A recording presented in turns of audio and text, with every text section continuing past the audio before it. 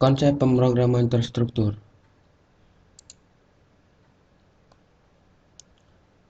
Pada dasarnya, pemrograman terstruktur itu pemrograman yang alurnya terurut dari proses baris atas ke baris bawah, tetapi memungkinkan untuk melakukan pelompatan proses ke baris program tertentu secara umum dapat dibagi ke dalam dua kelompok. 1. Melompat ke bagian bawah program dari posisi program saat ini. 2. Melompat ke bagian atas program dari posisi program saat ini. Dengan pemrograman terstruktur, jika ada kebutuhan melompat ke bagian bawah dapat digantikan dengan perintah selection seperti if dan switch case. Jika ada kebutuhan melompat ke bagian atas dapat digantikan dengan perintah looping seperti for, while, dan do while. Prinsip utamanya, program tidak boleh melompat ke atas kecuali untuk keperluan pengulangan atau terdapat kondisi tertentu. Metode pengembangan pemrograman terstruktur. Sekuensial, yaitu program yang tidak memiliki lompatan. Baris program dijalankan secara normal atau lurus satu persatu dari atas ke bawah. Selection, yaitu program yang memiliki pilihan apakah harus menjalankan baris program sesuai dengan urutannya atau melompati sejumlah baris program tersebut. Looping, yaitu program yang juga mengandung pilihan apakah akan mengulangi program yang sudah pernah dijalankan sebelumnya atau tidak. Algoritma. Algoritma adalah urutan-urutan dari instruksi atau langkah untuk menyelesaikan suatu masalah. Kriteria algoritma: logis dan terstruktur, efektif dan efisien, awal dan akhir jelas. Notasi algoritma dibedakan menjadi 3. Yang pertama, bahasa natural. Dengan notasi ini, deskripsi setiap langkah dijelaskan dengan bahasa yang jelas. Notasi ini cocok untuk algoritma yang pendek, namun untuk masalah yang algoritmanya besar, notasi ini jelas tidak efektif. Selain itu, pengkonversian notasi algoritma ke notasi bahasa pemrograman cenderung relatif sukar. Pseudocode adalah deskripsi tingkat tinggi, informal, dan ringkas dari algoritma pemrograman komputer yang menggunakan konvensi struktural dari suatu bahasa pemrograman yang ditunjukkan untuk dibaca oleh manusia, bukan oleh mesin.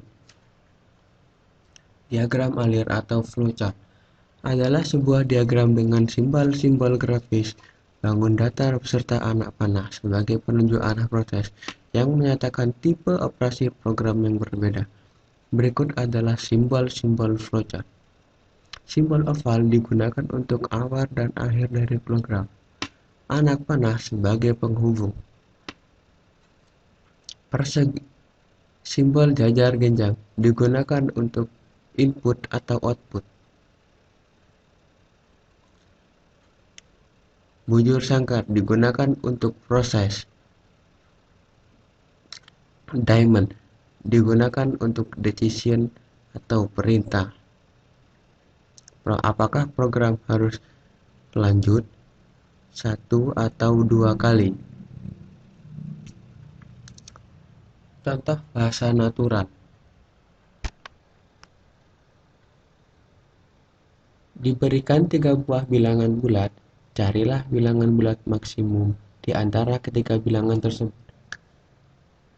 Dari masalah tersebut, kita diperintahkan untuk membuat bahasa naturalnya, sehingga hasilnya adalah baca bilangan 1, baca bilangan 2. Bandingkan bilangan 1 dan bilangan 2, kita ambil yang lebih besar.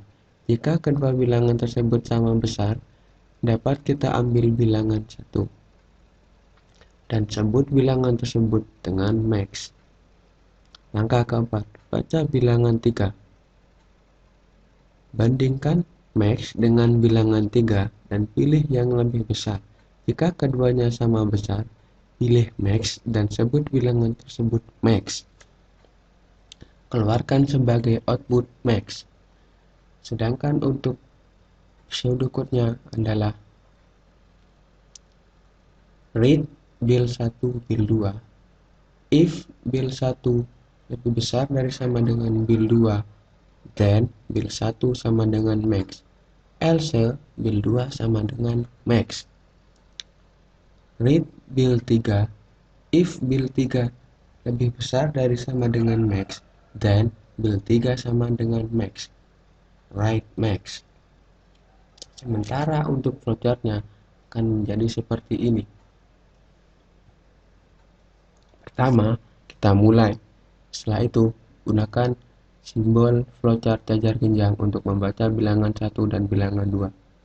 Setelah itu, gunakan diamond untuk decision. Jika if bilangan 1 lebih besar dari sama dengan bil 2, jika iya, maka bil 1 sama dengan max. Jika tidak, bil 2 sama dengan max. Setelah itu, baca bilangan 3.